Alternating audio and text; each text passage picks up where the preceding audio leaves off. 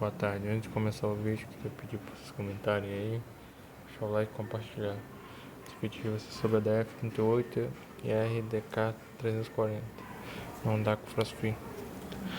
Já pegaram essa geladeira com o time tudo certo, o metal certo, inclusive tem lá certo, tem um achatamento de som certo, gelando bem, ventilador certinho, ventilador ok.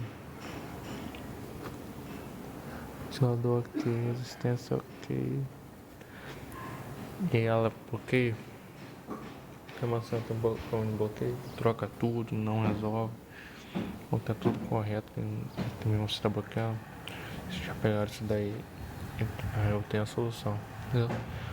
Se quiser saber mais, manda mensagem aí nos comentários. Entra em contato pelos comentários. Você está em contato para resolver esse problema. Entendeu? Esse programa de bloqueio. Essa geladeira Df38 é Redk340 da Crossfit. Ó.